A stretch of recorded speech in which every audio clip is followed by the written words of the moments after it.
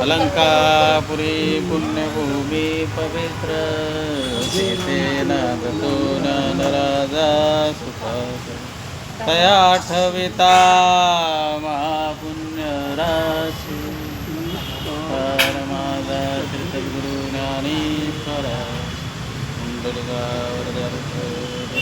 ज्ञानदेव पंढरीनाथ भगवान माऊली ज्ञानेश्वर महाराज जगद्गुरु श्री संत तुकाराम महाराज सबसंघन की सबने माता पिता की गणपती बाप्पा मोरया मंगलमूर्ती मोरया कैवल्याचा पुतळा प्रगटला भूतळा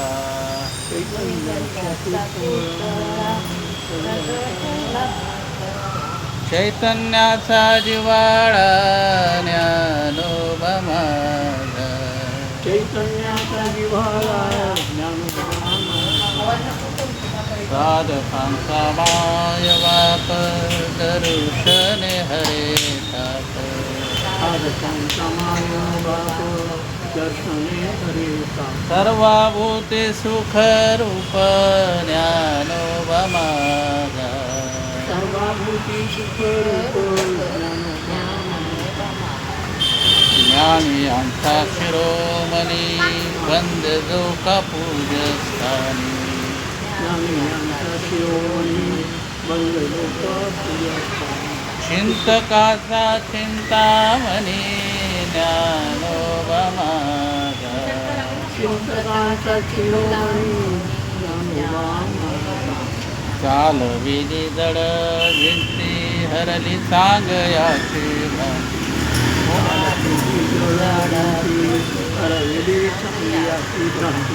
मोक्ष मार्गीचा सांगाते ज्ञानोबा माझा मोक्ष मार्गिका सांगाते रेड्या मुखी वेद बोलविला गर्भद्विजांचा हरिविला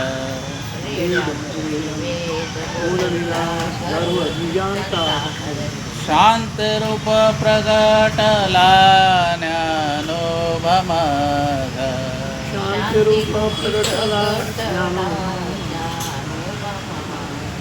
ब्रह्म साम्राज्य दीपिका वर्णियेली इथे पीठिका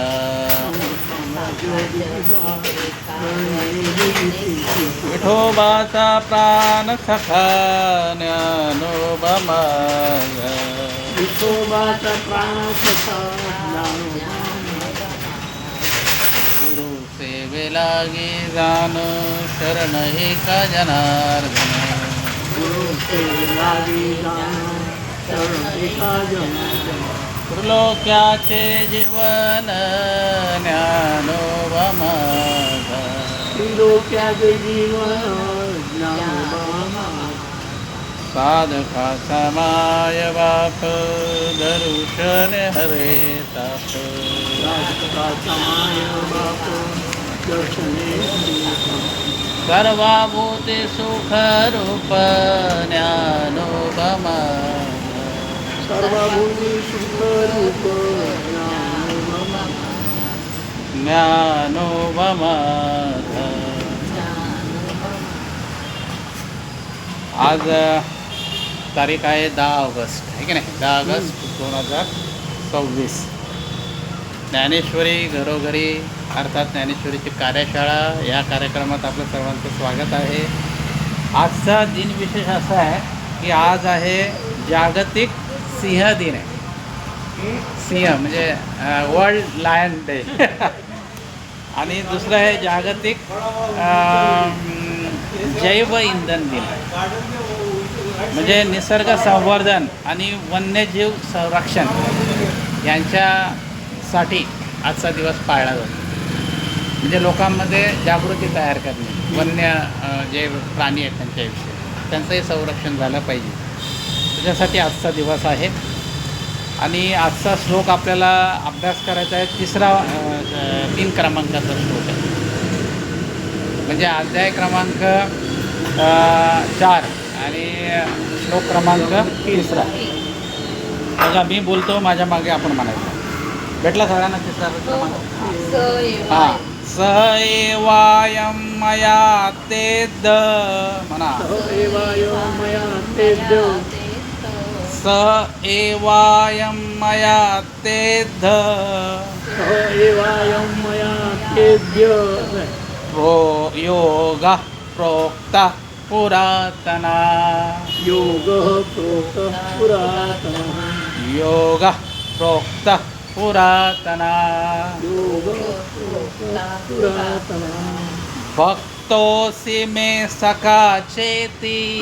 भक्तोऽसि मे सखा चेति भक्तोऽसि मे सखा चेति. भक्तोऽसि मे सखा चेति रहस्यं हेतदुत्तमम्. रहस्यं हेतदुत्तमम् रहस्यं हेतदुत्तमम्. रहस्यं हेतदुत्तमम् परत एकदा पूर्ण वाचतो आणि परत एकदा आपण म्हणायचं आहे. स एवायं मया तेद्य सो एवायं मया तेद्य तेद्य योगः प्रोक्त पुरातना. योगः प्रोक्तः पुरातनः भक्तोऽसि मे सखा चेति. भक्तोऽसि मे सखा चेति रहस्यं हेतदुत्तमम्. रहस्यं हेतदुत्तमम् बघा आता ह्या तिसऱ्या श्लोकामध्ये म्हणजे पहिल्या श्लोकामध्ये भगवंतांनी कर्मयोगाची पुरातनता सांगितली, म्हणजे कुठून चालू झाला तो. त्याच्यानंतर दुसऱ्या श्लोकामध्ये तो लुप्त का झाला ते सांगितलं. आणि आता अर्जुनाला म्हणतात की मी तुला का सांगतो हे सगळं मी तुला आता का सांगतो. तर त्याची काही कारणं भगवंत इथं देतात. आणि ज्ञानोबरायांची कारणं थोडी वेगळी आहेत आणि भगवंताची कारणं थोडी वेगळी आहेत. का सांगतो तुला, तर पहिल्यांदा बघा म्हणजे पहिला जो श्लोकाचा तुकडा आहे त्याचा अर्थ असा होतो की अत्यंत पुरातन असलेली कर्मयोग मी तुला सांगितला. स एवायं मया तेद्य योग प्रोक्त पुरातन. आणि अत्यंत जुना असा कर्मयोग आहे तो मी तुला सांगितला. बरं का सांगितला त्याचं कारण पुढे सांगतायत भगवंत. भक्तोऽसि मे सखा चेती. तू माझा भक्त आहे, भक्त असून सुद्धा तू सखा आहेस, म्हणजे माझा मित्र आहे. कारण काही गोष्टी आपण मित्राला सांगत असतो आहे की नाही, मित्र किंवा मैत्रीण. आता भगवंत असं म्हणतात, खरं म्हणजे कसं आहे माहिती आहे का, रहस्यम हेतदुत्तमम्. खरं रहस्य जे आहे ते कोणाला सांगू नये. म्हणजे कोणाला सांगायचं की जो सखा आहे आणि तो प्रिय आहे. तर असा हा भगवंताचा युक्तिवाद आहे की मी तुला का सांगतो. त्याच्यानंतर उद्याचा जो श्लोक आहे अर्जुनाचा आहे, मग अर्जुन त्यांच्यावर शंका काढतो. तर त्याचं उत्तर आपल्याला उद्या परवा भेटेल. तर आता भगवंत रहस्य का सांगतात अर्जुनाला, कारण बघा अर्जुना म्हणजे भगवंताबरोबर अनेक जणांनी अवतार घेतले, परंतु भगवंतांनी त्यांना रहस्य नाही सांगितलं. मग अर्जुनालाच का सांगितलं नेमकी रहस्य, हा महत्त्वाचा प्रश्न आहे. कारण कसं आहे माहिती आहे का, निष्काम कर्मयोग कोणाला समजतो माहिती आहे का, जो खरा भक्त आहे आणि तो खरा सखा आहे त्यालाच समजतो. आणि ज्याला समजतं त्याला सांगायचं. व्यवहारात कितीतरी वेळा असं प्रसंग येतो की काहीतरी आपण म्हणतो ना, याला जरा समजून सांगा. जेव्हा आपल्या डोक्या म्हणजे आपल्या विचाराच्या वाक्याच्या बाहेर जेव्हा होतं तेव्हा आपण म्हणतो की जरा तुम्ही माझ्या मुलाला समजून सांगा, तुमचं ऐकेल, माझं काय ऐकत नाही. तसं आहे की निष्काम कर्मयोग फक्त कोणाला समजेल तर जो सखा आहे आणि तो भक्त आहे. त्याच्यानंतर भगवंत काय म्हणतात की जो सर्वांमध्ये भगवंत बघतो, जे जे भेटे भूत ते ते मानिजे भगवंत, त्याला कर्मयोग समजतो. आणि इथे अर्जुनाला भगवंत असं सांगतायत, अरे तुला असं वाटतं तू कौरव दुष्ट आहेत तरी त्यांच्याप्रती तुला प्रेमभाव आहे. म्हणजे तुझं हृदय कसं आहे, प्रेमळ आहे. म्हणजे ते सुद्धा जिवंत राहावेत. अजून काहीतरी तडजोड करता येईल का? असं तुझ्या मनात आहे. म्हणजे तुझा भाव कसा आहे? प्रेमळ आहे, निष्काम आहे. त्याच्यानंतर तू लाडका भक्त आहेस. आणि येथे भगवंताने कर्मयोगाला रहस्य म्हटलेलं आहे. आणि रहस्य अशी गोष्ट आहे ती कोणाला आपण सांगतो का? सगळ्यांना नाही सांगत. थोड्या जणांनाच सांगतो आपण, आहे की नाही? हां, योग्य जी व्यक्ती आहे तिला आपण सांगतो. तर इथे रहस्य गुप्त ठेवता आले पाहिजे आणि रहस्य पसरवता आलं पाहिजे आणि त्याप्रमाणे वागता सुद्धा आलं पाहिजे. हे जे कर्मयोग आहे हे काय आहे? हा काय आहे? रहस्य आहे. आणि इथे असं वाटतं की म्हणजे की म्हणजे गीता कोणाला सांगायची हा एक प्रश्नच येतो. जो सखा आहे, ज्याला आवड आहे परमार्थाची. आता ज्याला आवडच नाही त्याला सांगून काही उपयोग नाही, आहे की नाही? म्हणून गीता ही जो गीतेचा विषय आहे, मुख्य विषय गीतेचा आहे निष्काम कर्मयोग. आणि तो कोणाला सांगावा? की ज्याला आवड आहे त्याला सांगावा. आता याच्यामध्ये ज्ञानोबरायांचं मत काय बघा आहे. ज्ञानोबराय काय म्हणतात याच्यामध्ये की अर्जुन भगवंताचा अत्यंत लाडका असा भक्त आहे, म्हणून निष्काम कर्मयोग भगवंताने त्याला सांगितला. त्याच्यानंतर कर्मयोग हा रहस्य आहे, म्हणजे जीवाची गोष्ट आहे. त्याच्यानंतर अर्जुन हा आदर्श जिव्हाळा आहे, आदर्श मित्र आहे, आदर्श प्रेमाचा पुतळा आहे. त्याच्यानंतर तो निकटवर्ती आहे भगवंताचा. त्याच्यानंतर अर्जुन फसला जावा असं भगवंताला वाटत नाही, कारण ह्या मोहातून कधी तो बाहेर पडेल आणि कधी युद्धाला उभं राहील अशी अपेक्षा भगवंताची, म्हणून त्याला गीता सांगितलेली. त्याच्यानंतर अर्जुनाचा जो मोह आहे किंवा त्याचा अज्ञान आहे ते घालवण्यासाठी भगवंत त्याला गीता सांगते. तर अशा पद्धतीचं युक्तिवाद ज्ञानोबरायांचा आहे. तर ह्या आपण ओव्या बघू आणि मग आपण पुढे जाऊ. तसं बघा, पहिली ओवी कशी आहे? 27 क्रमांकाची ओवी आज आपण घेणार आहोत, 27 ते 31पर्यंत.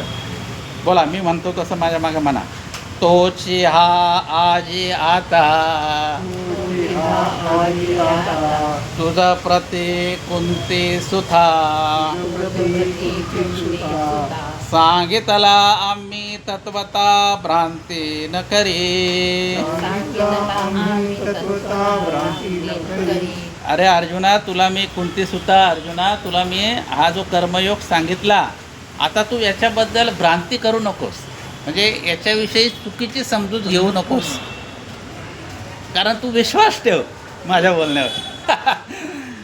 आता इथे विश्वास काय ठेवणार कोण? आता म्हणतो मी सूर्याला सांगितलं, बघा त्याचा लगेच प्रश्न आहे त्याचा, तो आपल्या उद्याचा बघायला मिळेल. मग भगवंत त्याला म्हणतात की तू विश्वास ठेव. विश्वास करी स्वामीवरी सत्ता. बघा, विश्वास नसेल तर काहीच खरं नाही, आपले कुठलीच गोष्ट आपल्याकडनं होणार नाही. आपण गाडीमध्ये प्रवास करतो, आपला विश्वास आहे हा आपल्याला बरोबर डेस्टिनेशनमध्ये सोडवणार. आणि विश्वासच नसेल तर आपण कोण गाडीतच नाही बसणार. असं म्हणतात की पहिली जी रेल्वे झाली ना एकदम सुरू आहे 1853 काय, हां 54, तेव्हा कोण बसतच नव्हतं गाडीमध्ये. लोकांना ते बळजबरी बसायला लागत होते. हां, त्या लोकांना ते नवीनच वाटत होतं ना, हां एवढ्या कशी काय पळते गाडी. हां, तर म्हणजे मग भगवंत याला काय म्हणतात? विश्वास ठेव. बघा, गीतेवर आपण विश्वास ठेवला पाहिजे. विश्वास ठेवला तर आपल्याला गीता ही फळ देणारी आहे. पुढे बघा, आता पुढे काय म्हणतात? हे जीवीचे निज गुज परे केवी राखो तुझ जे पडियेसी तू मज मनोनिया. अरे मी माझ्या जीवाचं निजगूस तुला सांगितलंय, म्हणजे जीवाची गोष्ट आहे ही माझ्या. निष्काम कर्मयोग भगवंत म्हणतात माझी जीवाची गोष्ट आहे ती तुला मी सांगितली. का सांगितली? कारण जे पडियेसी तू मज, म्हणजे तू माझा लाडका पण बघता आहे आणि मी सांगतो त्याप्रमाणे तू वागतो पण. बघा जनरली आपण आपल्या घरामध्ये आपण कोणाला सांगतो गोष्ट, जेव्हा तो आता ऐकल आपलं ऐकल त्याला सांगतो. आता ऐकतच नाही त्याला काय सांगून उपयोग आहे? मग आपण गप्प बस. समजा आपल्याला एखाद्याला पाणी पाहिजे असेल आपल्याला किंवा काही गोष्ट, तर आपण ती आपल्याला माहिती आहे याला सांगितलं हा का देणार, मग आपण स्वतः जातो तिथे आणि ती वस्तू घेतो. तर इथे बघा भगवंत हे एक एक बारीक सारीक गोष्टी आहेत या ज्ञानोबारायांनी बरोबर हेरलेल्या आहेत. हे श्लोकामध्ये तुम्हाला नाही भेटणार. म्हणून गीता अलंकार नाम ज्ञानेश्वरी. अलंकार शेज शब्दाचा शेज चढवलेला आहे ज्ञानोबारायांनी. आणि इथे भगवंत असं म्हणतात की तू माझं ऐकतोयस म्हणून मी तुला हे सांगितलं आहे माझी निज गोष्ट.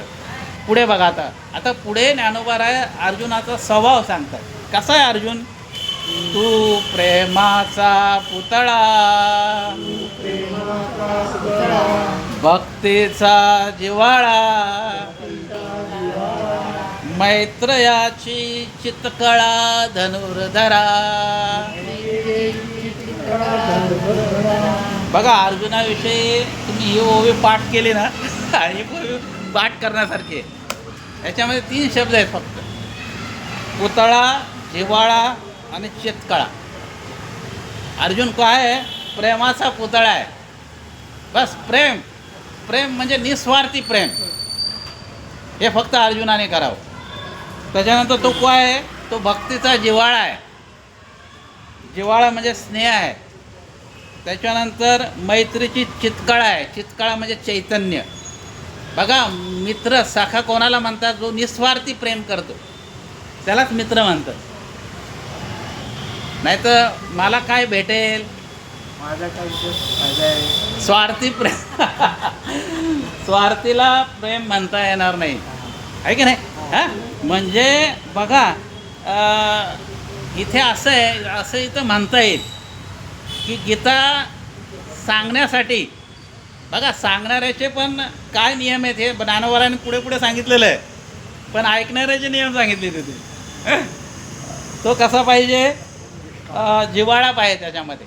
जिव्हाळा म्हणजे ईर्ष्या नको त्याच्यामध्ये, कोणाविषयी त्यांनी द्वेष नको करायला. त्याच्यानंतर तो निस्वार्थी पाहिजे आणि स्पर्धा नको. स्पर्धेमध्ये उतरला का तुम्ही द्वेष करणार एकमेकाचा. पहिला नंबर माझाच आला पाहिजे ते नको आहे.